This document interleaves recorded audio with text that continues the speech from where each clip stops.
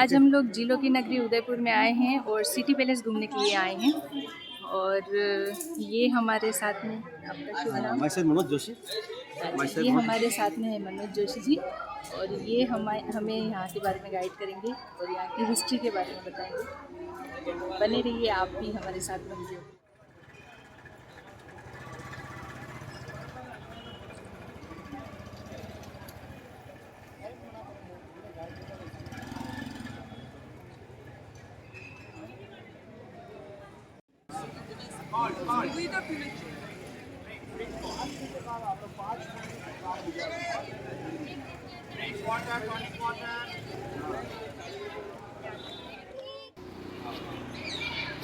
सबसे पहले आप जिस एरिया में खड़े हैं, ये राजस्थान का वो पार्ट है जिसको हम मेवाड़ कहते हैं। तो निया वी आर मेवाड़ी।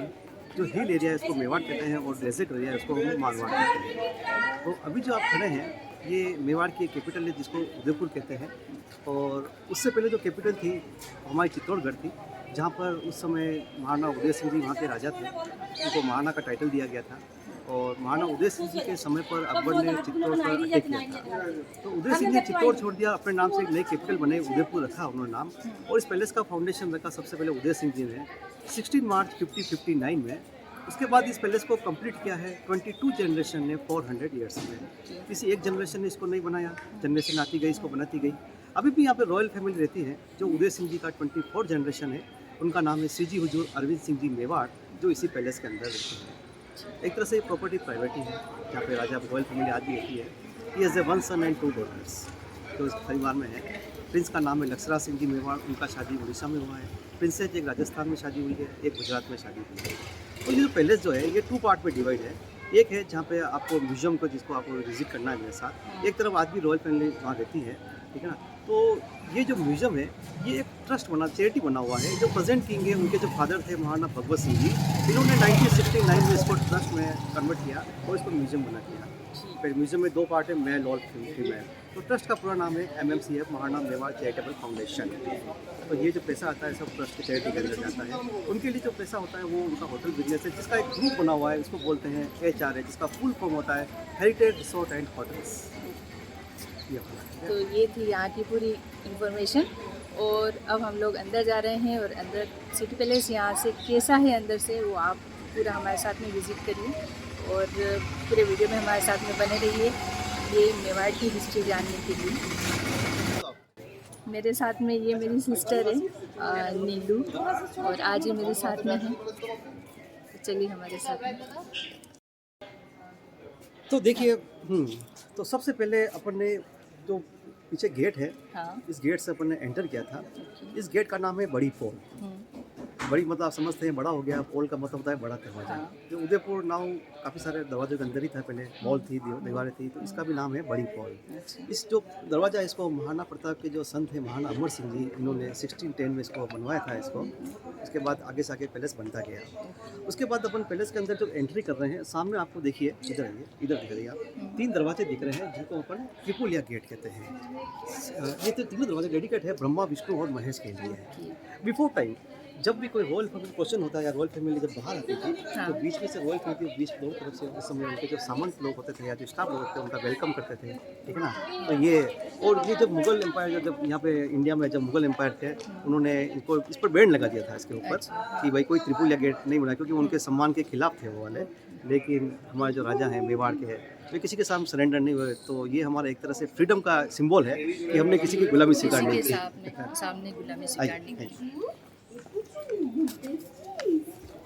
और यहाँ पे कई मुग़ल सम्राट यहाँ पे आए थे, उन लोगों ने हमला किया था। और जैसे कि आप जानते हैं ये महाराणा प्रताप की भूमि है और उन्होंने किसी के भी सामने घुटने नहीं टेके थे। उन्होंने बहुत वीरता से सारे युद्ध लड़े थे और वही झलक आपको यहाँ पे देखने के लिए मिलेगी।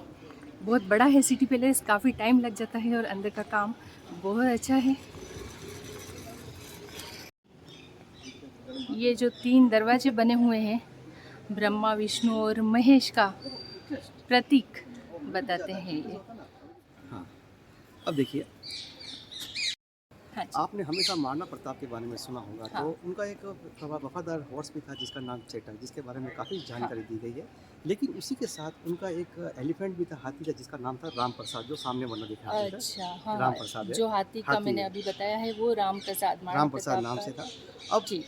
जब भी मुगल अटैक होते थे, महाराणा प्रताप कभी कैप्चर नहीं हुए। अकबर ने बहुत प्रयास किया, ठीक है ना, हाँ, कि उनको पकड़ के उनके सामने लाए, हाँ। कुछ नहीं मिला उनको। तो उसने लास्ट में जब हल्दीघाटी युद्ध हुआ था, हुँ। तो ये राम प्रसाद जो एलिफेंट है उसको पकड़ के ले गया था, वो ओह! आगरा ले गया था। अच्छा, अच्छा, लेकिन अच्छा। ये भी इतना वफादार कि जब ये हाँ, आगरा इसको ले गए थे, हाँ। तो इसने खाना पीना छोड़ दिया और अपने आप को अच्छा। अपना जीवन इसने खत्म कर दिया। तो ओके। जैसे उस समय चेतक को याद किया जाता है, उसी हुँ। प्रकार इसको भी याद किया जाता है कि इसने किस तरह से अपने मालिक के साथ वफादारी निभाई। Okay, okay. बहुत कम लोगों को पता है कि उनका जो हाथी था वो भी बहुत वफादार था और नाम था राम प्रसाद। जब मुगल ये हाथी को पकड़ के लेके चले गए थे तो फिर इन्होंने खाना पीना पूरा छोड़ दिया था और पूरा अपना जीवन त्याग दिया था। तो चेतक घोड़े की जैसे ही ये भी बहुत वफादार था, जैसे कि भाई साहब ने अभी आपको पूरा इन्फॉर्मेशन दिया। और यहाँ का जो सूर्य का चिन्ह होता है, क्योंकि सूर्यवंशी थे यहाँ के सारे राजा, तो ये सूर्य का चिन्ह आपको हर जगह देखने के लिए मिलेगा। अब सुनिए इसके बारे में कि आप एक देखिए, पीछे एक वॉल बनी हुई है, दीवार बनी हुई है, मतलब दीवार दिखाई जाती है। हाँ, हाँ, जो आप ये जो वॉल देख रहे हैं, बिफोर टाइम, पुराने समय में राजा अपने मनोरंजन के लिए, टाइम पास के लिए, उस समय कोई फैसिलिटी नहीं थी, तो उस समय राजा टाइम पास के लिए यहाँ पर एलिफेंट फाइट, ये वाली। हाँ ये वाली वॉल है, हाँ। Elephant fight, okay. Elephant fight करी जाती है, हाथियों की लड़ाई करवाई जाती है, है ना? अच्छा। हाथी का जो अखड़ होता है ना, इसको कहते हैं उनका हाथी का अगड़। भैया कि आप अपनी मतलब जो अपना जो मेवाड़ का जो है ना, उसकी आपकी जानकारी कुछ नहीं है आपको, सही है।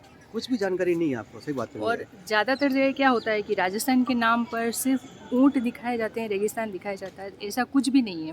राजस्थान का जो मारवाड़ पार्ट है उसमें रेगिस्तान है और वो भी अपनी जगह इतना खूबसूरत है, वहाँ पे भी पर्यटक बहुत जाते हैं और बहुत ही खूबसूरत जगह है वो भी, वहाँ पे भी आप ज़रूर जाइए। पर ये है मेवाड़ की भूमि और ये पूरी हरी भरी भूमि है और एशिया की सबसे बड़ी मानव निर्मित झील उदयपुर में ही बनी हुई है। ये सिटी पैलेस के अंदर अभी हम लोग जाएंगे, ये बाहर का पूरा एरिया है।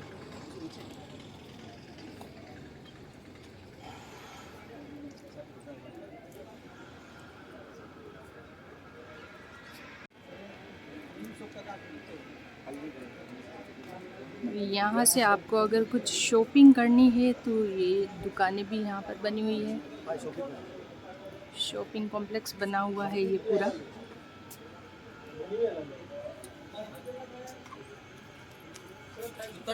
ये सब राजस्थान की पहचान है, ये सारी आर्ट।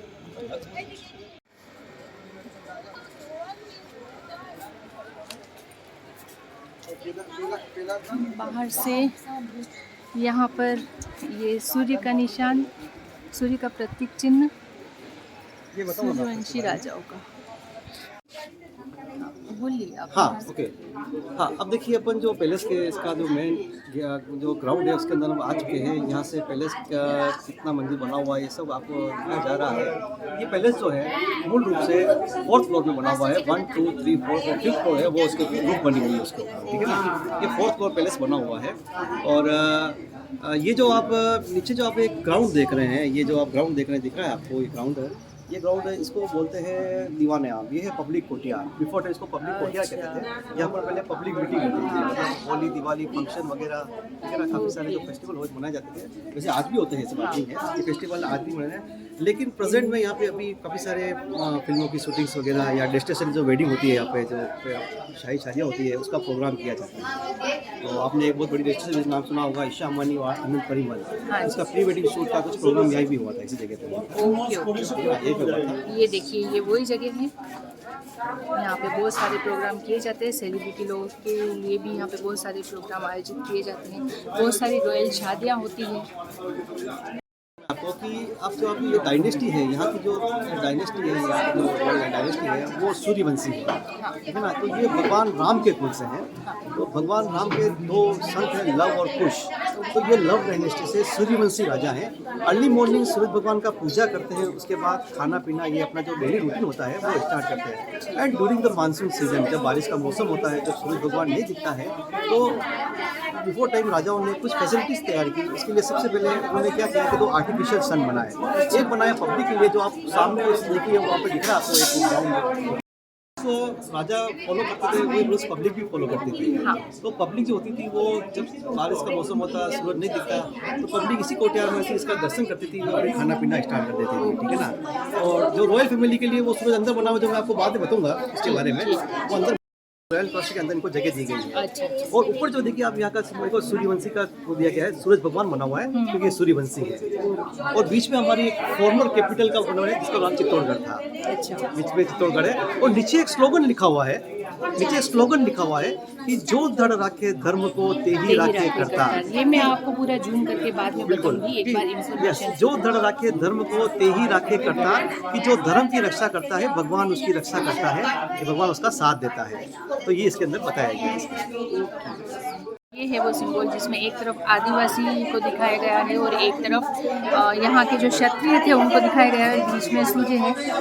तो आदिवासी जो भील समुदाय है उन्होंने महाराणा प्रताप की बहुत मदद करी थी युद्ध के दौरान, तो यही है। और ये जो सूर्य दिखाया गया है यहाँ पर, ये यहाँ की प्रजा के लिए बनाया गया था, क्योंकि जब बारिश होनी शुरू हो जाती थी और सूर्य नहीं दिखाई देता था, तो यहाँ के जो सूर्यवंशी राजा है वो सूर्य देखे बिना अन्न जल ग्रहण नहीं करते थे। तो प्रजा के लिए ये सूर्य था, इसको देख के अन्न जल ग्रहण किया जाता था।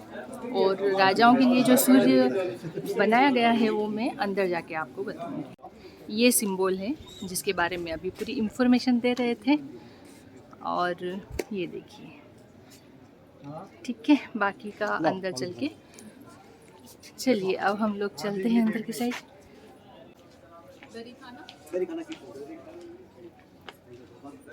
ये देखिए, ये है यहाँ का एंट्रेंस।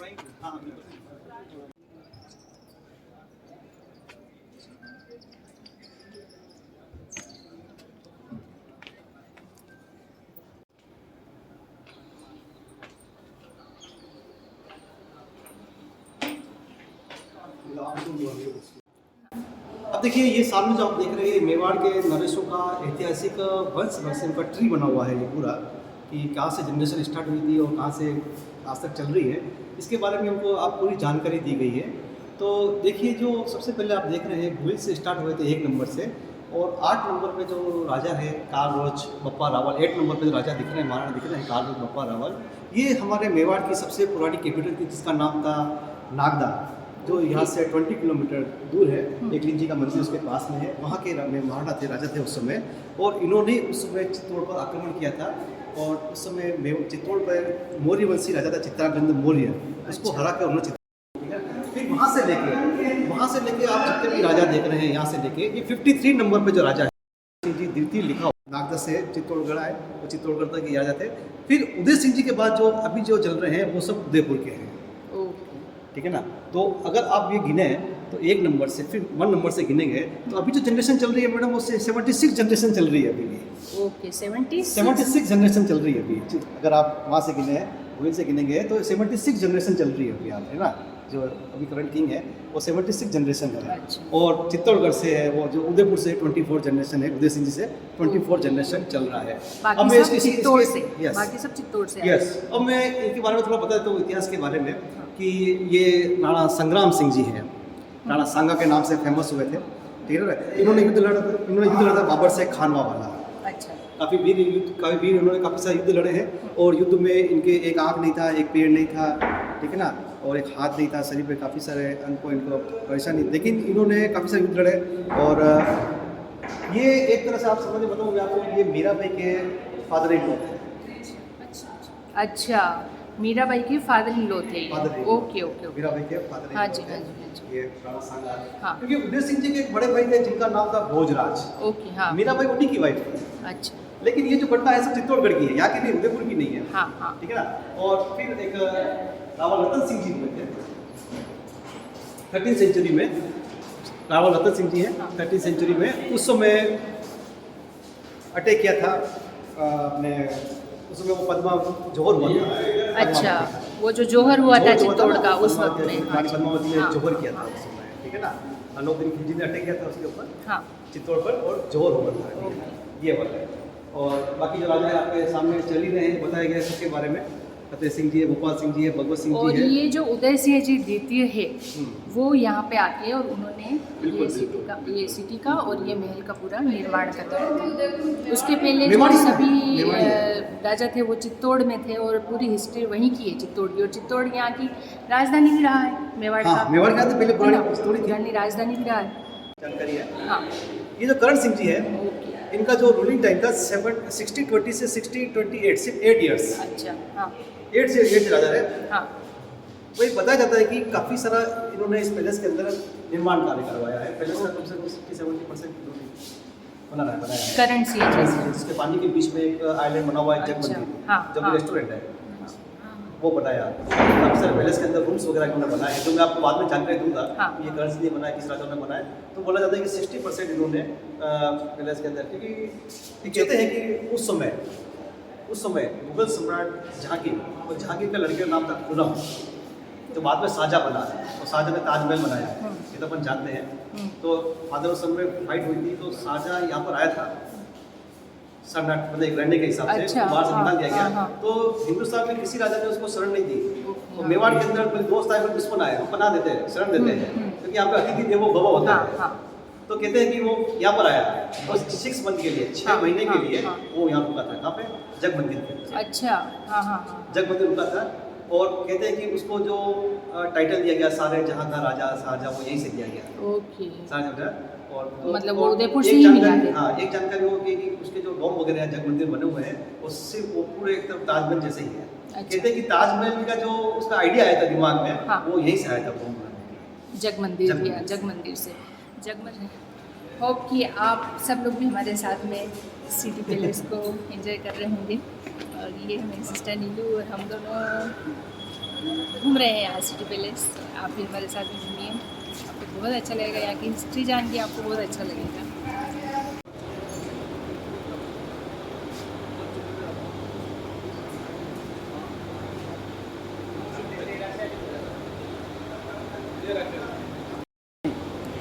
हाँ अब अपन अब पैलेस के अंदर, जो म्यूजियम के अंदर, उसके अंदर मेन एंट्री कर रहे हैं, जहाँ से राजा पुराने समय में जो रॉयल फैमिली होती थी और राजा होते थे, वो एंट्री करते हैं। तो सबसे पहले मैं आपको दिखाता हूँ कि राजा की एंट्री होती है वो कहाँ से होती है। आप इधर बताइए, सामने ये सामने गेट देखिए, ये सामने जो गेट बना हुआ है, ये सामने जो गेट बना हुआ है, ये गेट है जहाँ से पहले राजा एंट्री करते हैं। क्योंकि पैलेस के अंदर 2 पार्ट है, किंग एंड क्वींस पैलेस, मर्दाना और जनाना। ठीक। तो राजाओं की जो एंट्री होती थी वो यही से, इसी राजाओं की जो एंट्री होती थी वो इस गेट से होती थी। और क्या नाम है इस गेट का नाम है गणेश ड्योढ़ी। ड्योढ़ी, इस गेट का नाम गणेश ड्योढ़ी है। देखिए ड्योढ़ी, जैसे मैंने आपको बताया कि पोल का मतलब होता है बड़ा दरवाजा, उसी प्रकार की जो ड्योढ़ी होती है, इसका मतलब होता है छोटा दरवाजा। अच्छा स्मॉल छोटा दरवाजा बना हुआ है। और जिगजैग सामने दीवार बनी हुई है, ठीक है ना।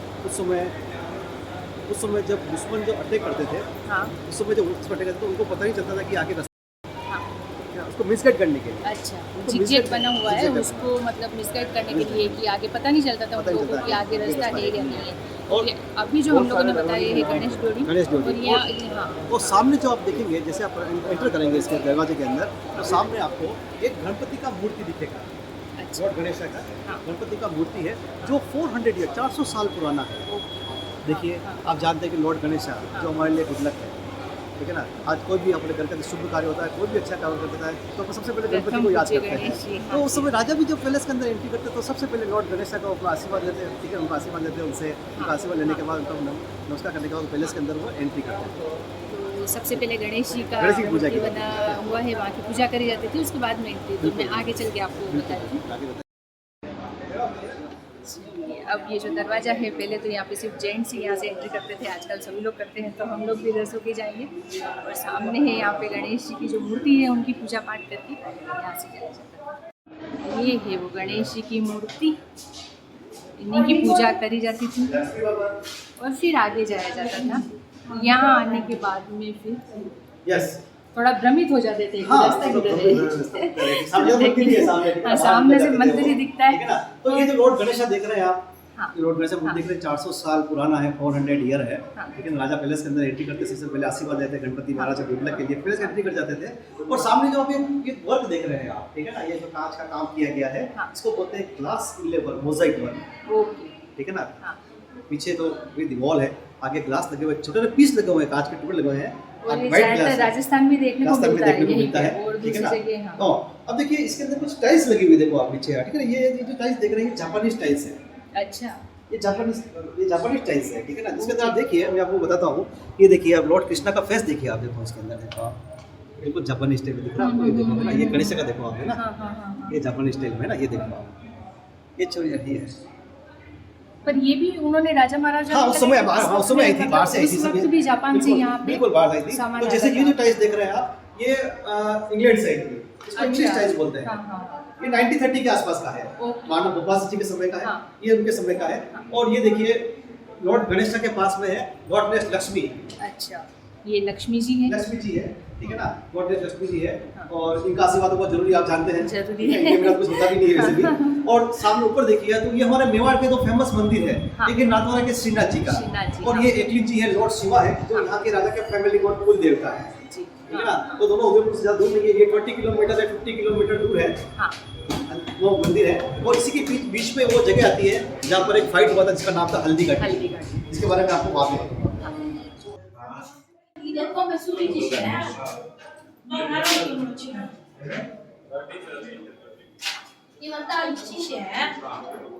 ये महाराणा भगत सिंह जी मेवाड़।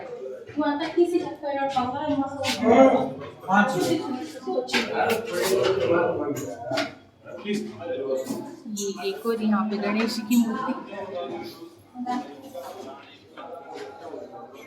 हाँ जी। अब सबसे पहले मैं आपको दिखाता हूँ एक कोटियार। ये नीचे जो कोटियार बना हुआ है, ग्राउंड बना हुआ है, ठीक है ना, ये ग्राउंड है। इसको राय आंगन कहा जाता है, इसको राय आंगन कहा जाता है। बिफोर टाइम यहाँ पे जब भी कोई नया राजा बनता था, कोरोनेशन जो प्रोग्राम होता था, वो प्रोग्राम यही होता था। यहीं पे कोई मतलब राजगद्दी जो राजगद्दी राज तिलक जो होता था, वो इसी चौक में राज तिलक किया जाता था। उस समय जो लेडीज होती थी, रॉयल लेडीज होती थी वगैरह, उस प्रोग्राम को यहाँ से ऊपर से वॉच करते थे। वीडियो देख रहे हैं आप, चल के देख रहे हैं, क्योंकि एक सिस्टम था अपने यहाँ पे, कर्टन वाला सिस्टम था, लेकिन घूंघट वाला सिस्टम होता ही कि पर्दा प्रथा थी तो वो सब देख सकती थी, पर उनको कोई नहीं देख सकता। यहाँ पे रानियाँ बिठा तो ये जो कोटियार जो आप जगह देख रहे हैं, इतने भी आप रूम्स वगैरह दिखा रहा हूँ मैं आपको पीछे सामने की तरफ। ये रूम सब ये महाराणा प्रताप के फादर के पिताजी थे, महाराणा उदय सिंह जी, उन्होंने बनवाए थे। अच्छा। ये सबसे पहले ओल्डेस्ट पार्ट है, हाँ, सबसे पुराना एरिया है जिसको बोलते हैं ये वाला। इसके अंदर तो इसके अंदर जो सामने जो रूम दिए गए हैं, जो इसके अंदर महाराणा प्रताप के बारे में बताया गया है, टोटल इसके बारे में महाराणा प्रताप जी थे उनके बारे में बताया गया है। तो सबसे पहले अपन देखेंगे कि छोटा जो रूम में सामने देख रहे हैं आप, उसके अंदर आपको एंटर करना है, जिसके अंदर महाराणा प्रताप का ओरिजिनल आर्मर वेपन्स रखा गया है। अच्छा। ओरिजिनल आर्मर वेपन्स रखा गया है, जिनका टोटल वेट है 35 kg का, जो आप अंदर जाके देखना है, अंदर देखेंगे अपन जाके उसके अंदर, ठीक है ना। लेकिन एक चीज़ यहाँ पे बताइए, आपको पहले ही बता देता हूँ कि यहाँ आप जब एंटर करेंगे तो आपको यहाँ पे बहुत सारे छोटे दरवाजे दिखेंगे, छोटे दरवाजे दिखेंगे आपको, नैरो पैसेज दिखेंगे, छोटे दरवाजे, नैरो पैसेज। छोटे दरवाजे इसलिए मतलब ताकि राजाओं के सामने कौन पकड़ी जाती थी तो वो एक तरह से सर झुका के जाती थी। अच्छा। और नैरो पैसेज इसलिए बना था कि राजा दुश्मन जो होता है वो एक साथ अटैक नहीं करता। मतलब कोई भी आए तो उसको सिर झुका के जाना ही है कंपल्सरी, क्योंकि दरवाजे ही छोटे थे। ठीक है, इसे दरवाजे छोटे बनाए गए, ठीक है ना। तो हर जगह ऊपर लिखा हुआ है माइंड योर हैंड प्लीज, ठीक है ना, ओके, लिखा हुआ है। तो हम आगे चलेंगे और ये महाराणा प्रताप के बारे में कुछ जानकारी बताई गई है माता पिता के, जो मैं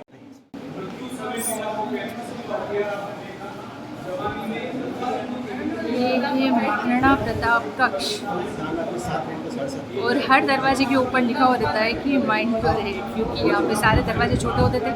कोई भी यहाँ पे कोई भी दोस्त आओ या दुश्मन आओ, यहाँ पे सिर झुका के जाना ही जरूरी होता था। तो ये एक आदर का भाव भी होता है।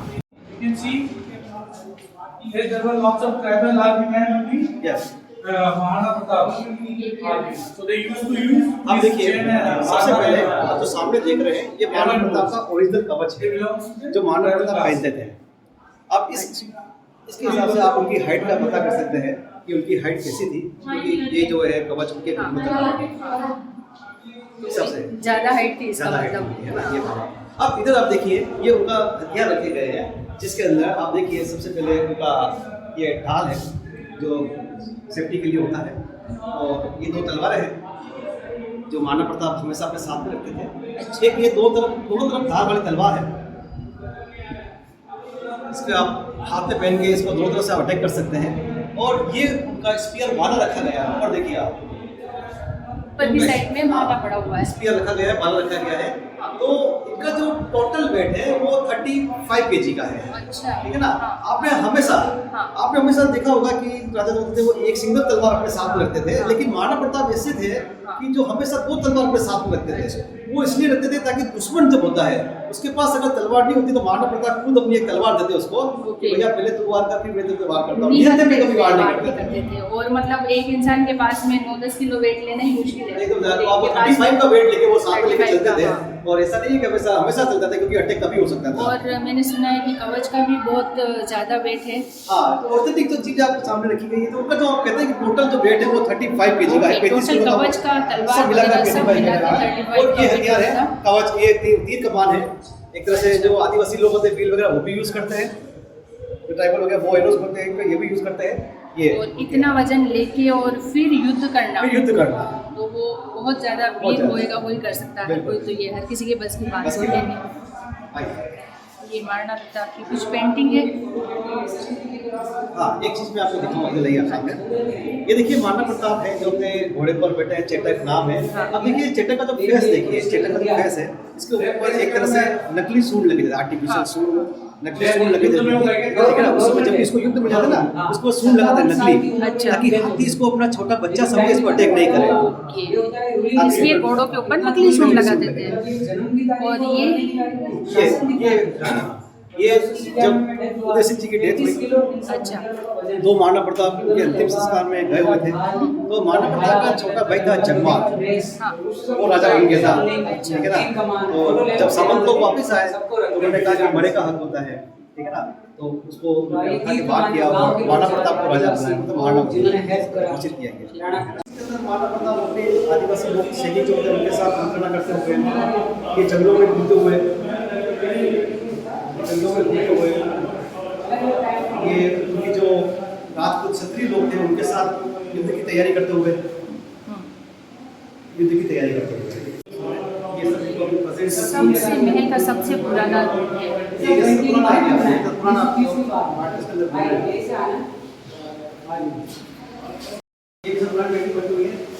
सामने आप देख रहे हैं इस तरफ, ये हल्दी घाटी युद्ध में जो महाराणा प्रताप है जयपुर के राजा मानसिंह को अटैक किया था उस समय का बना हुआ है। अच्छा, हाँ। जो आंबेडकर का था वहाँ पे जयपुर बना है, उसको अटैक किया था उस समय का ये बना हुआ है। ये वाला जो मैं आपको हल्दी घाटी के बारे में बताऊंगा उसके अंदर पूरा आ जाएगा आपको। और इस तरफ देखिए आप, सबसे स्पेशल ये इसके अंदर महाराणा प्रताप का पावर दिखाया गया है, ताकत दिखाई गई है कि महाराणा प्रताप के हाथों में कितनी ताकत थी। अच्छा, देखिए एक तरफ महाराणा प्रताप है, एक तरफ है मुगल कमांडर, इसका नाम था बेलोन खान। जब दोनों में फाइट होता है तो महाराणा प्रताप ने इसको अपनी एक तलवार के वार से सिर से लेके घोड़े समेत 2 टुकड़ों में काट दिया।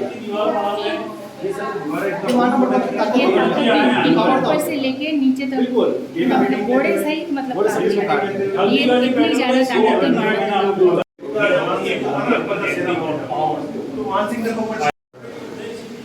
थोड़ा गाइड हो जाता है उसका पेंटिंग आगे का पूरा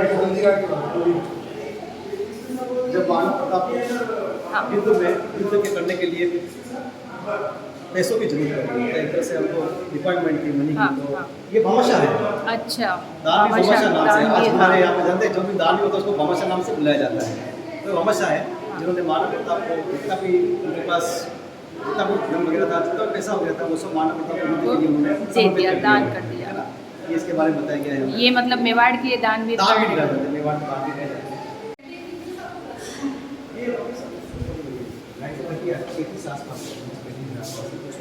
ये चेटक ना, ये चेटक घोड़ा है। जब चेटक की डेथ हो रही थी, हाँ। जब चेटक घायल हो गया था, उसने महाराणा प्रताप का जीवन बचाया। ठीक है ना। तो डेथ हो रही थी तो महाराणा प्रताप के आंखों में आंसू आ गए थे, मतलब घोड़े के वफादार थे, आंसू आ गए थे। तो ये आंसू आए, फिर उनका एक छोटा भाई था शक्कर सिंह, वो भी साथ में खड़े हुए थे। तो ये अंतिम समय का है, ये चेटक की डेथ हो रही थी। अच्छा, और इसी टाइम में शायद ये शक्ति सिंह वापस आके दोनों भाई मिला हुआ था। ये सर इधर देखिए, महाराणा प्रताप जब जंगलों में थे तो एक तरफ से मुगल लोग निकल रहे थे, तो एक लेडीज उनके साथ ही आली बेगम नाम था उसका। अच्छा। महाराणा प्रताप के सामने अकबर सिंह जी इसका किडनैप कर लिया, पर महाराणा प्रताप के सामने लेके आए। अच्छा। महाराणा प्रताप को डांटा फटकार लगे कि कहा कि हमारे यहाँ पे महिलाओं का सम्मान किया जाता है, आप जिस तरह इसको लेके आए हैं उसी तरह का जहाँ से आप लेके आए उसको वापस आपको सुरक्षित वापस छोड़ाइए। तो इसके अंदर बताया कि मेवाड़ के अंदर महिलाओं का कितना सम्मान किया जाता है, वो कितना सम्मान करते थे। ये मतलब महिलाओं के सम्मान की बात हो गई है कि महाराणा प्रताप कितना सम्मान करते थे महिलाओं का। कि यहाँ पे महाराणा प्रताप कुछ लेटर खत वगैरह लिख रहे हैं ना, पत्र वगैरह लिख रहे हैं, वो इसलिए लिख रहे हैं कि आप उस दिन चलिए, उससे बताता हूँ मैं आपको। ये बीकानेर के राजा हैं जिनका नाम था पृथ्वीराज राठौड़। अच्छा। ये वाले अच्छा। बीकानेर के पृथ्वीराज, ये उस समय मुगल दरबार में बैठते थे। हाँ। लेकिन इनको एक गर्व था कि हमारा एक भाई है जो मुगल अधिकार स्वीकार नहीं करता है।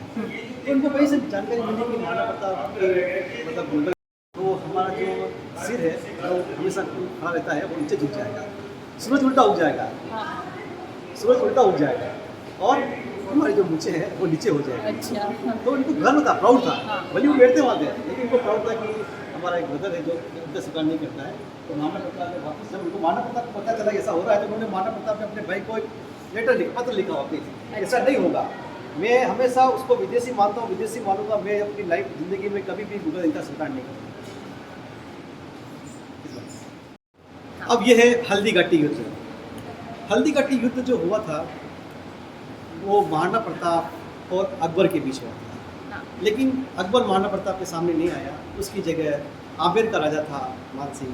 अच्छा। वो महाराणा प्रताप से युद्ध करने आए थे उस समय हल्दी घाटी युद्ध में। अच्छा। हल्दी घाटी युद्ध हुआ था 18 जून 1576 महाराणा प्रताप और जयपुर के आमेर के राजा मान सिंह के बीच। हल्दी घाटी यहाँ से ज़्यादा दूर नहीं है, 40 किलोमीटर है, और आप जाएंगे तो आप देखेंगे कि वहाँ का जो मिट्टी है लाइक टर्न जल्दी जैसा, इसको हल्दी घाटी कहते हैं, घाटी यानी वैली होता है। ठीक है, तो आप देखिए अभी इसकी पेंटिंग्स बनी हुई है, 1935 का बना हुआ है पेंटिंग्स है, इसके बारे में हल्दी घाटी बताया गया है। तो सबसे पहले आप थोड़ा आगे सामने ये देखिए, महाराणा प्रताप जो है वो अपने घोड़े पर बैठे हैं जिसका नाम चेतक है।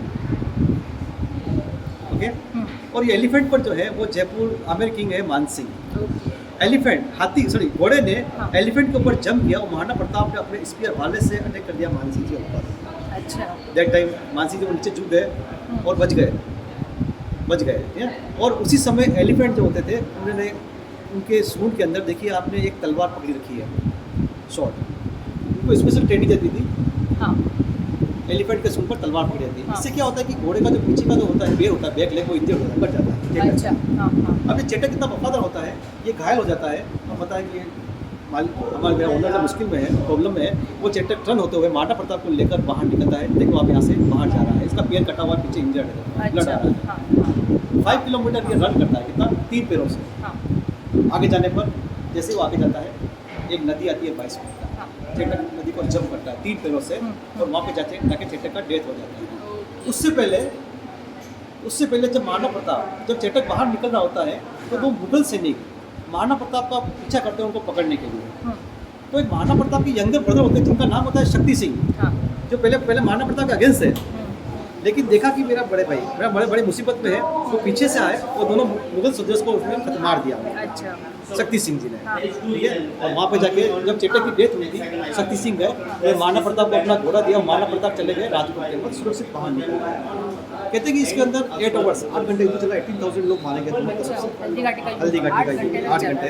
अब जैसे महाराणा प्रताप बाहर निकले, युद्ध से बाहर निकले, तो उनके सेनापति थे कमांडर जिनका नाम था झालावाड़, ये जो बीच में पीले रंग का जो बीच में ये वाले। हाँ, ये वाले। इन्होंने महाराणा प्रताप से कवच पहना और युद्ध करने लगे इनकी जगह, और वीर गति को प्राप्त हो गए। तो ये पेंटिंग्स पूरी आपके सामने ये पूरी हल्दी घाटी की पूरी पेंटिंग है, किस तरह से युद्ध हुआ था, किस तरह से महाराणा प्रताप का जो घोड़ा था वो चेतक घायल हुआ का युद्ध का इस पूरी तस्वीर में पूरा युद्ध ही बता रखा है कि 8 घंटे तक किस तरह से युद्ध चला था, और उसके बाद में चेतक किस तरह से घायल होने के बाद में भी अपने मालिक को यानी कि महाराणा प्रताप को लेकर वहाँ से सुरक्षित वहाँ से लेकर निकल गया वहाँ से, और उसका एक पाँव कट गया था, और पाँव कटने के बाद में भी वो वहाँ से सुरक्षित महाराणा प्रताप को लेकर निकल गया था। रास्ते में एक नदी आई थी, तो कटे हुए पाँव से भी उसने नदी को लांगा और खुद अपने जीवन का बलिदान दे दिया, पर महाराणा प्रताप के ऊपर कुछ भी आँच नहीं आने दी और महाराणा प्रताप को सुरक्षित रखा। यस, अब मैं आपको वो जगह दिखा रहा हूँ जहाँ से इस पैलेस का फाउंडेशन रखा गया, नींव रखा गया, कहाँ से स्टार्ट हुआ है पैलेस बनना। हाँ। वो सामने जो आप जगह देख रहे हैं, सामने जो बना हुआ है छोटा सा रूम बना हुआ है, ये जो structure, गेट बना ये हुआ है, बना, हाँ। यहाँ से पैलेस का फाउंडेशन स्टोन रखा गया, फाउंडेशन प्लेस यहीं से है। हाँ। क्योंकि जब उदय सिंह जी आए थे सबसे पहले महाराणा हाँ, प्रताप के हाँ। पिताजी, तो यहाँ पर एक साधु तपस्या कर रहे थे, अच्छा। जिनका नाम था गोस्वामी प्रेमगिरी। हाँ। तो उदय सिंह ने सबसे पहले उनको आशीर्वाद दिया और जहाँ पर वो मेडिटेशन तपस्या कर रहे थे वहीं से इस पैलेस का फाउंडेशन रखा गया है। ओके। उस जगह को एक मंदिर का रूप दिया गया है, वहाँ पे ठीक मूर्ति है, भी है गोस्वामी अच्छा, प्रेमगिरी का, अच्छा, जो मैं आपको दिखाता हूँ, दर्शन हाँ। कराता हूँ आपका। काफ़ी आध्यात्मिक मंदिर है ये। ये इसको नौ यहाँ चौकी- से फाउंडेशन यहीं पे रखा गया इसको था। नौ चौकी महल भी कहा जाता है, इसको नौ चौकी महल भी कहा जाता है। अंदर ये नौ चौकी बनी हुई है और ये सामने जो मूर्ति है गोस्वामी प्रेमगिरी का है। इन्हीं के आशीर्वाद के बाद इन्हीं के पैलेस- आशीर्वाद के बाद में ये Yes. सिटी पैलेस का निर्माण हुआ था। ये देखिए, ये इस पैलेस का फाउंडेशन स्टोन, फाउंडेशन प्लेस यहाँ से है, ओके। इसका नींव यहाँ से रखा गया है। और उसके बाद में ये इतना बड़ा और इतना आलीशान फिर पूरा राजा थे, महल राजा बना थे, इसको बनाते जो गए। पूरे मेवाड़ की शान है। और बहुत टूरिस्ट यहाँ पे आते हैं, जैसा कि आप अभी वीडियो में देख ही रहे होंगे।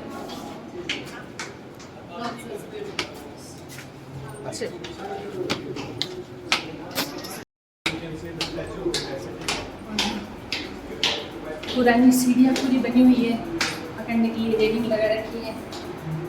और यहाँ से अब हम लोग सेकंड फ्लोर पे जा रहे हैं।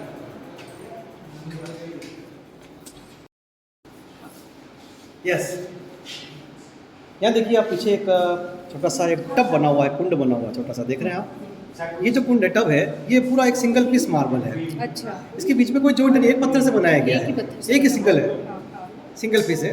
अब इसका यूज़ क्या होता था कि जब भी कोई कोरोनेशन प्रोग्राम होता, कोई नया राजा राज्याभिषेक किया था, तो राजा जो उस समय क्या करते थे, उसके अंदर 1 लाख सिल्वर कॉइंस, 1 लाख चांदी के सिक्के इसमें डाले जाते हैं, अच्छा। जिसमें से 25,000 गरीब लोगों में डोनेट करते थे और 75,000 को आते थे धार्मिक कार्य से, मंदिर बनना, हवन करना, इसी लिए।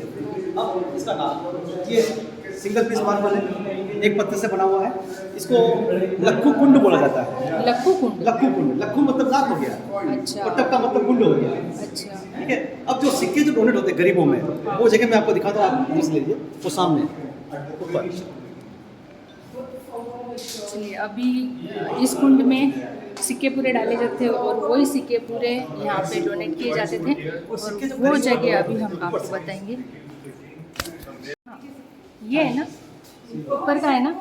हाँ, ये सामने जो है, ये जो झरोखा देख रहे हैं, बालकनी देख रहे हैं, यहाँ से राजा ऊपर स्थित बैठते थे अच्छा, सिंहासन हाँ, पर, हाँ। और सिक्कों को नीचे गरीबों में डोनेट करते थे। अच्छा। ये जो है, इसको अपन बालकनी कहते हैं, झरोखा कहते हैं। हाँ। और मेवाड़ी जो लैंग्वेज है, हाँ। जो लैंग्वेज है लोकल है, हाँ। उसको इसको गोकड़ा कहा जाता है, गोकड़ा। गोकड़ा, हाँ। तो ये लक्कू गोकड़ा हो गया, वो लक्कू कुंड हो गया। हाँ, हाँ, ये गोखड़ा है नहीं, पूरा, यहाँ से वहाँ, वहाँ से नीचे। और जहाँ से ये ऊपर है से पूरा गणपति महाराज का। कुंड। हाँ। इसमें सिर्फ सिक्के भरे जाते थे, इसमें पानी नहीं भरा पानी जाता नहीं था। एक ही मतलब एक ही पत्थर से बना हुआ है, मार्बल है ना। और फिर इसमें सिक्के भरे जाते थे, और जितने भी सिक्के इसमें आते थे वो इसमें से 25,000 गरीबों में डोनेट करते हैं, उसमें फिर 25% और वहाँ से किया जाता है। वहाँ से डोनेट किया जाता था गरीब लोगों के अंदर। यहीं पे उस वक्त महाराजा बैठा करते थे, महाराणा यहाँ के बैठा करते थे, और यहीं पे दान किया जाता था गरीब। यहाँ से आपको हर तरफ झीलों का नज़ारा दिखाई देगा, और यहाँ से लेक पैलेस दिखाई दे रहा है। उदयपुर जैसे कि झीलों की नगरी है, तो आप जहाँ पे भी जाएंगे आसपास झीलें तो यहाँ पे दिखाई ही देगी। तो मैं हूँ नीलम बिरगी, और आप मेरे साथ में घूम रहे हैं उदयपुर में city palace. Udaipur city palace कम से कम 4 मंजिला बना हुआ है, और इसके बारे में आप जानते हैं, कैसा लग रहा है आपको, ये मुझे ज़रूर कमेंट करके बताइए। और मेरे पीछे आपको झील दिख रही होगी, और इतना चलने के बाद मैं थक गई हूँ, तो थोड़ा सा मैं रेस्ट करने के लिए बैठ गई हूँ यहाँ पर। ये देखिए,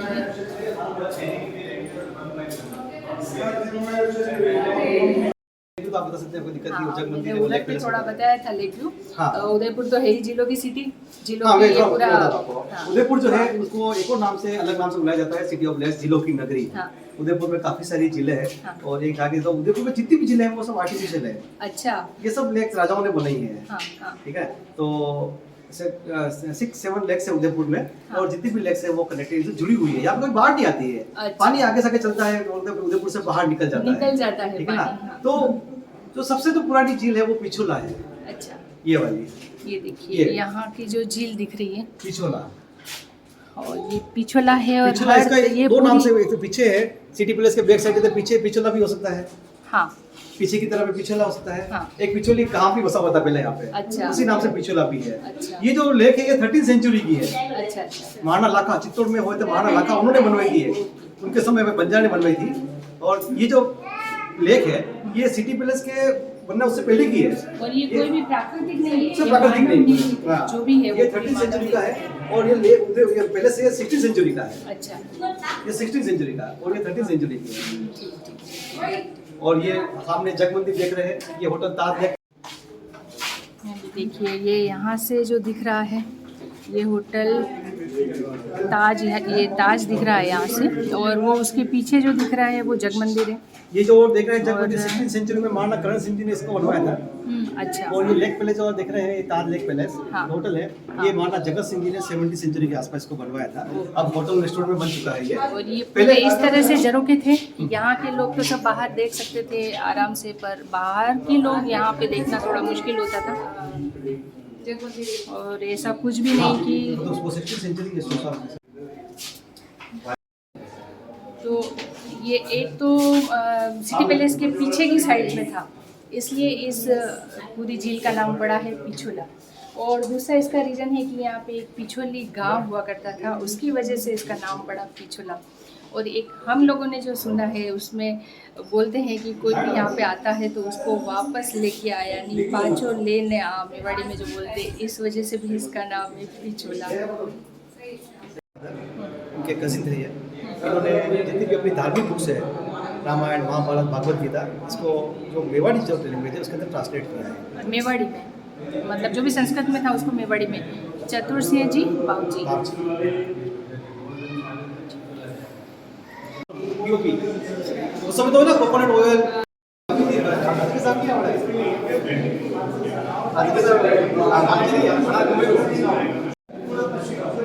हाथ का काम है सब।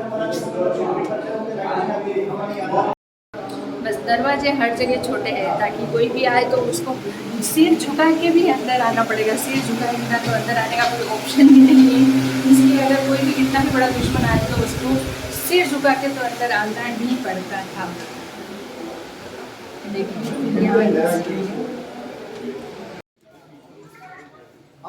और ये इतना ऊपर महल के इतनी ऊपर की मंजिल पे ये पूरा बना हुआ है गार्डन। किसी भी घर में इतना ऊपर गार्डन बना हुआ नहीं होता, और अगर वो भी सही तो छोटी मोटी घास होती है, पर इतने बड़े बड़े पेड़, वो भी महल के 4थी मंजिल पे। और इसके बारे में पूरा बताएंगे कि ये चमत्कार कैसे हुआ है। अब जो आप खड़े जिस जगह पे आए हैं ये पैलेस का 4th फ्लोर है। अभी आप पैलेस के 4th फ्लोर पर आ चुके हैं। हाँ। और आप देख रहे हैं कि 4th फ्लोर पर एक बहुत बड़ा बगीचा बना हुआ है, गार्डन बना हुआ है, बड़े बड़े पेड़ लग रहे हैं। हाँ। और 4th फ्लोर पे हैंगिंग गार्डन बना हुआ है। 4th फ्लोर पे आप देखते हैं टेरेस गार्डन तो होता ही है, मगर यहाँ देखिए बड़े बड़े पेड़ लग रहे हैं। अब बताइए, अब असल में होता है कि पेड़ कैसे आ गए। एक्चुअली क्या है कि जब ये पैलेस बनता बनता यहाँ पर आया, इस जगह आया, तो यहाँ पे बहुत बड़ी पहाड़ी आ गई। तो राजा ने क्या किया उस समय उस पहाड़ी को कवर कर दिया।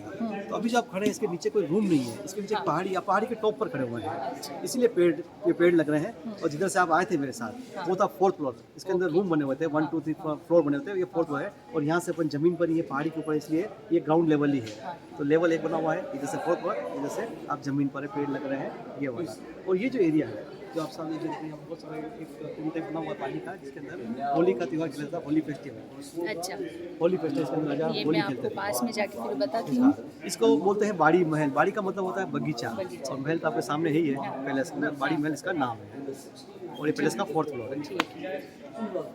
और यहाँ पे फिर राजा रानी सब लोग होली खेलने के लिए यहाँ पे आते होंगे उस वक्त में।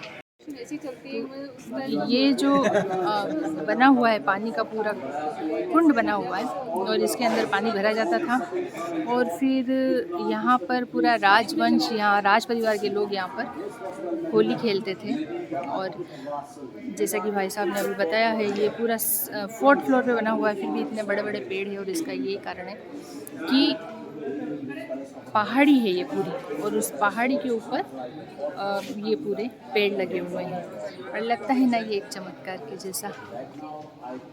सोच सकते हैं ऐसा। देखिए अभी तो इंटरनेट का ज़माना है, तो हम लोग 1 मिनट में इधर मैसेज वगैरह भेज देते, पर उस वक्त में ऐसे कोई साधन नहीं थे, ना तो डाक साधन था, ना ही कोई इंटरनेट का ज़माना था। तो ये यहाँ पे थे डाक कबूतर का पिंजरा बना हुआ है पूरा, यहाँ कबूतरों को रखा जाता था और वही मैसेज इधर उधर पहुँचाया करते थे। ये पूरा मार्बल पत्थर से बना हुआ है, काफ़ी सारे पिलर्स हैं, बहुत सारे पिलर हैं।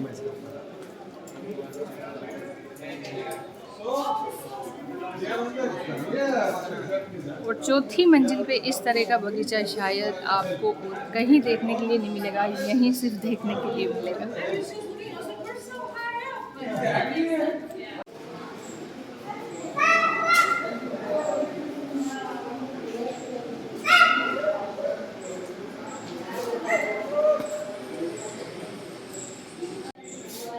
ये जो एलिफेंट फाइट का जो नीचे हम लोगों ने बताया था आपको, वो किस तरह से होती थी, देखिए यहाँ पर पेंटिंग में इस तरह से फाइट हुआ करती थी। और ये देखिए, ये इस तरह से एलिफेंट की फाइट हुआ करती थी। और जो राजघराने के लोग थे उनके लिए ये शायद मनोरंजन का साधन था उस वक्त, और कुछ ऐसा था नहीं।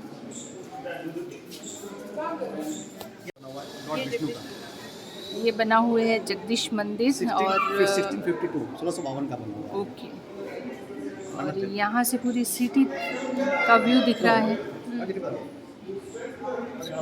विहंगम दृश्य जिसको बोल सकते हैं सिटी का पूरा, झीलों की नगरी।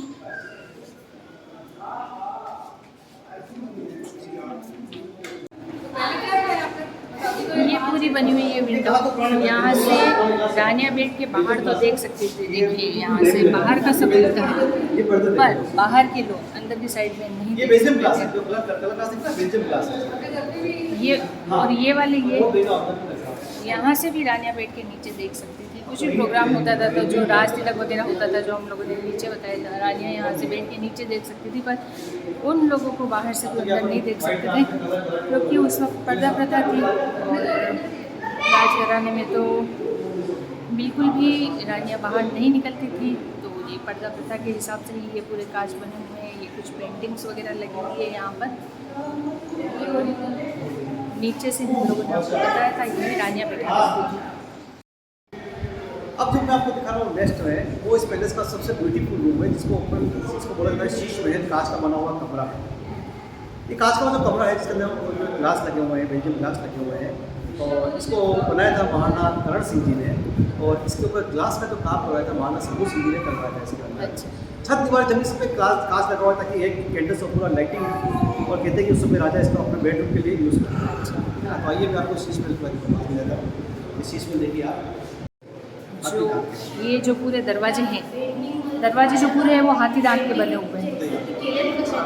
ये दरवाजे जो पूरे हैं ये हाथी दांत के बने हुए हैं। और ये पूरा रंग महल कहलाता, शीश महल, ये पूरा शीशा कांच का पूरा बना हुआ है, शीश महल कहलाता है ये।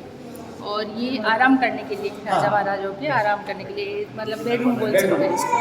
ये मतलब राजा महाराजाओं का जो बेडरूम जिसे आप बोल सकते हो, ये शीश महल। सभी तरफ इस पे लगे हुए हैं, कांच लगे हुए हैं, शीशे का काम है पूरा। इसके जो दरवाजे हैं वो है हाथी दांत के। इसकी सीढ़ी पूरा देखने में कितना काम हो रखा था।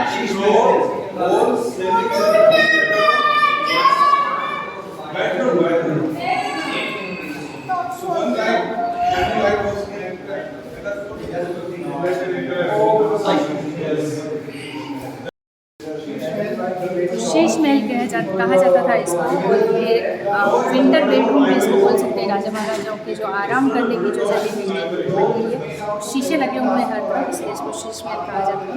चलिए अब हम यहाँ से आगे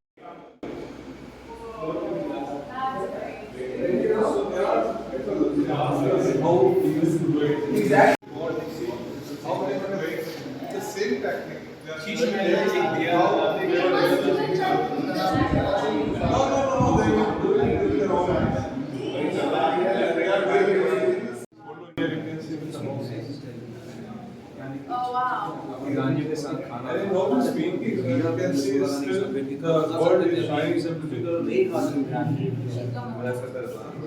डांस फंक्शन घूमर देखो, होली का त्योहार मना रहे हैं, दिवाली पर आतिशबाजी, नेक्स्ट वाली पेंटिंग में लेडी।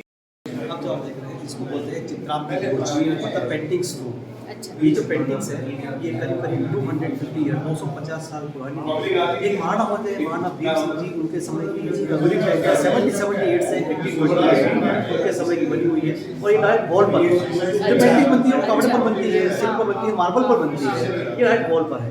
इसके ऊपर जो कलर यूज किया गया है वो एक तरह से ऑर्गेनिक कलर वो सब यूज किया है और ओरिजिनल गोल्ड कलर का यूज किया गया और है। ये अभी भी वैसे की वैसे वैसी की वैसी बनी हुई उसका है। कुछ भी अभी बिगड़ा नहीं है महाराणा ऐसा। भीम सिंह जो है कि लाइफ का एक तरह से ये फोटो एल्बम है।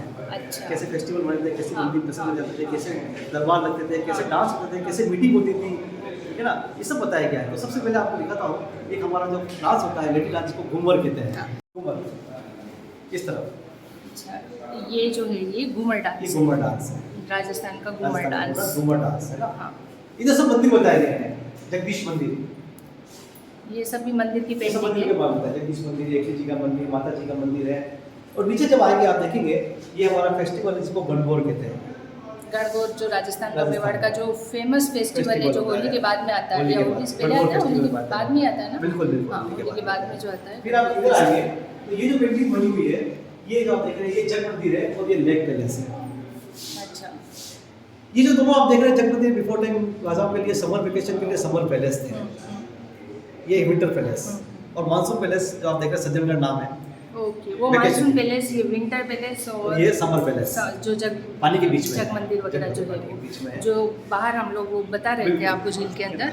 इसके ऊपर आप देखिए, इधर आएंगे तो आप देखेंगे इसके ऊपर ओरिजिनल गोल्ड कलर यूज किया गया जो आज भी लाइटिंग में आता है। सारे ऑर्गेनिक कलर है फूलों के, और जो नील वगैरह रहती होगी उसके, बिल्कुल बिल्कुल। है ना, इंडिगो वगैरह, और गोल्ड का, सिल्वर गोल्ड, ऐसे सब ऑर्गेनिक और कलर है सारे, और अभी तक ये बरकरार है, वैसे वैसे कुछ बिगड़ा नहीं है इसके। अब ये पैलेस का हाईएस्ट फ्लोर है जहाँ पर अपन आ चुके हैं, और वहीं से मतलब लेवल वही है, 4th फ्लोर बना हुआ है। इसके अंदर से आपको एक तरफ से आपको ये जो बालकनी देख रहे हैं झरोखा, यहाँ से आपको सिटी व्यू दिखेगा।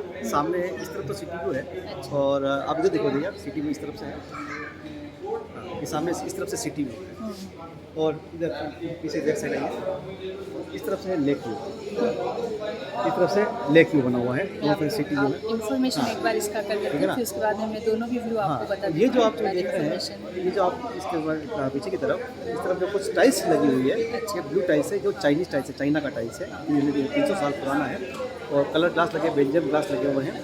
और यहाँ पे एक छोटा रूम है, इसका नाम है वाणी विलास, जो अपन वहाँ जाके देखें, यहाँ पे वाणी विलास नाम है इसका। ये इस साइड में जो रूम है इसका नाम है वाणी विलास। ये हमारे मेवाड़ की पुरानी लाइब्रेरी है। अच्छा। इसके अंदर मेवाड़ के इतिहास की बुक्स होती है, वीर विनोद, इसके अंदर मेवाड़ का इतिहास लिखा गया है। अच्छा। और इसके जो कवि थे वो कविराज श्यामल दास जी थे, ओके। हाँ। उन्होंने वो वीर विनोद लिखी है। और इसी के अंदर एक फैन भी रखा गया है, जो आपको देखना होगा, वो फैन इटालियन फैन है, 180 रोल है, और वो छोटा मिट्टी के तेल से केरोसिन है, इसको बोलते हैं स्टीम फैन, भाप से वाला हाँ, मतलब प्राचीन पंखा जो होता है वो सब, और ये जो टाइल्स लगी हुई है इसके बारे में आपको बताया है। चलो। यहाँ से पूरा सिटी व्यू दिखता है, लेक व्यू दिखता है, जैसा कि अभी आपको इन्फॉर्मेशन में बताया। पीछे की साइड में भी यहाँ से पूरा लेक व्यू दिख रहा है। चश्मा लगा लीजिए।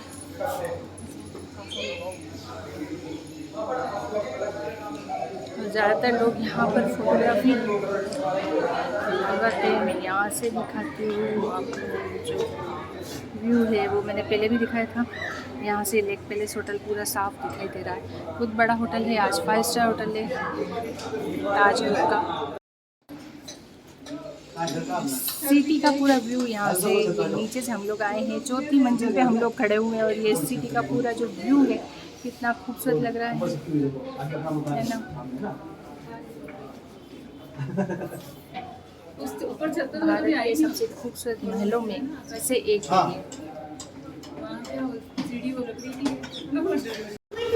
ये सामने जो रूम है इसको बोलते हैं मोती महल।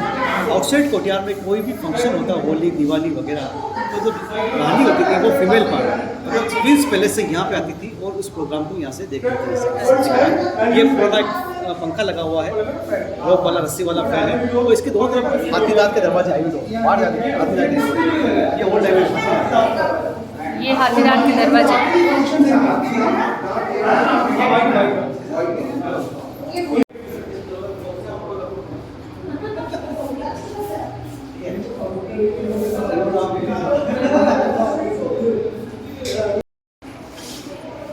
ये रानी के लिए चूल्हा है, टाइम पास के लिए, और रानी वहाँ से आती तो इनका एकदम से ये मेकअप रूम भी था, अच्छा, ठीक है ना, सिंगार रूम है हाँ। जहाँ पे उनका मेकअप करते थे, वो तैयार करते थे, और बाकी टाइम पास के लिए चूल्हा है इसमें। और लोग कहते हैं हमको मतलब ड्रेसिंग रूम है एक तरह से ये प्राचीन।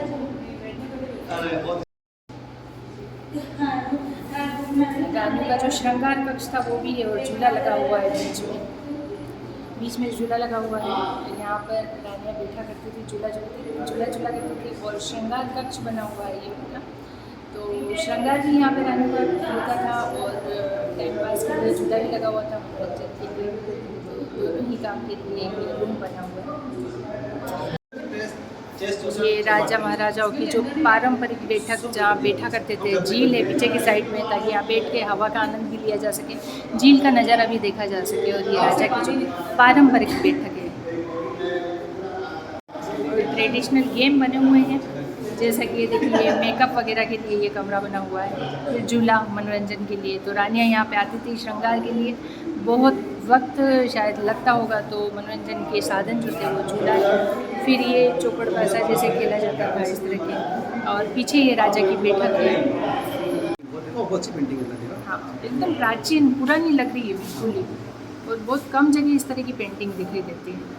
ये कृष्ण की मूर्ति है, और शायद ये राधा कृष्ण है। ये चौसर का खेल खेलने के लिए बना हुआ है। कौन सा वाला? ये सामने चेयर जो लग रहा है, चेयर, हाँ, हाँ, ये लाइट एंड साउंड प्रोग्राम होता है शाम को, अच्छा, उसका चेयर है, अच्छा, ये उसका चेयर है। और ये दीवाने आम पब्लिक कोठियार, वो पीछे की साइड में था, वो दीवाने आम था, जिसमें आम पब्लिक, राजा को कुछ भी संबोधन करना होता था तो आम पब्लिक को बुलाया जाता था, और वो दीवाने आम बना हुआ है। ये दीवाने खास बना हुआ है, जहाँ पे जो राजा के मंत्रीगण वगैरह जो होते थे, और राजकार्य संबंधित जो भी लोग होते थे, उनकी जो मीटिंग रखी जाती थी वो यहाँ पे रखी जाती थी दीवाने खास में। अब जो आप जिस रूम को देख रहे हैं, ये जो प्रेजेंट किंग है, उनके ग्रैंडफादर का है, महाराणा भोपाल सिंह जी का, जिनका पोर्ट्रेट सामने लगा है, देख रहे हैं आप, महाराणा भोपाल सिंह जी, जिनका रूलिंग टाइम था 1930 से 1955। 1947 में जब इंडिया आज़ाद हुआ था, देश आज़ाद हुआ था, उसके बाद 1948 में इन्होंने हमारी मेवाड़ स्टेट को इंडिया गवर्नमेंट को हैंड ओवर किया। उसके बाद लास्ट ऑफिशियल किंग आज उदयपुर शहर में हॉस्पिटल कॉलेज ग्राउंड इसके नाम का बना हुआ है, जो आप जानते हैं कि बना हुआ है इसके अंदर, ठीक है ना। और बचपन में घोड़े से पोलो खेलते हुए घोड़े से गिर गए थे, तो ये पैरालाइज हो गए थे, क्योंकि इनकी बीट के पोलो पैरालाइज हो गए थे, तो ये वॉज हैंडीकैप किंग। तो ये चलते फिरते, इसीलिए इनकी कुछ फैसिलिटी यहाँ पर रखी गई है। सामने इनका व्हील चेयर रखा गया, जो आप देख रहे हैं, ये इनका व्हील चेयर है, ये व्हील चेयर है, और एक वेस्टर्न स्टाइल का टॉयलेट है, इधर टॉयलेट है, अच्छा, इस तरह टॉयलेट है। और 1936 में यहाँ पर इलेक्ट्रिसिटी आई, 1940 में इनके लिए इंग्लैंड से एलिवेटर, ओके, ये एलिवेटर है 1940 का है, जो यूज़ करते थे, और आज भी इसका यूज़ किया जाता है। जो सीनियर सिटीजन होते हैं उसके लिए, उनके जो प्रॉब्लम आती है उसके लिए ये एक फैसिलिटी है, एलिवेटर यूज़ किया जाता है। उससे पहले जो लिफ्ट था वो मैन्युअल लिफ्ट था, उससे पहले मैन्युअल, और 40 में ये इंग्लैंड से इलेक्ट्रिक वाला, ठीक है, ये वाली 1940 में, 1940 में। अच्छा, करने के बाद खाना पीना स्टार्ट करते हैं। तो मैंने आपको बाहर एक सूरज दिखाया था पब्लिक वाला, पीतल का बना हुआ है, पब्लिक इसका यूज़ करती है, सामने बना हुआ है। हाँ, और रॉयल फैमिली के जो सूरज है, आप इधर आइए, ये इस तरह बना हुआ है। बारिश के मौसम में रॉयल राजा इस तरह थे, इसमें दर्शन करने के बाद खाना पीना स्टार्ट करते थे। ये पीछे कॉपर है, ऊपर गोल्ड प्लेटेड है। अच्छा, इसके ऊपर जो गोल्ड यूज़ किया गया है वो 1 kg 80 ग्राम गोल्ड है। 108 तोला सोना आज भी इसके ऊपर लगा हुआ है। इसके ऊपर 108 तोला, 1 किलो 80 ग्राम। तो बारिश के मौसम में इसका दर्शन करने के बाद राजा होते थे वो अपना डेली रूटीन चालू करते थे। क्योंकि सूरज को देखे बिना वो कुछ खाना पीना नहीं खाते थे, इसलिए बारिश के मौसम में अगर बादल आ जाते थे तो फिर वो इन्हीं सूरज के दर्शन करके फिर अपना खाना पीना शुरू करते थे।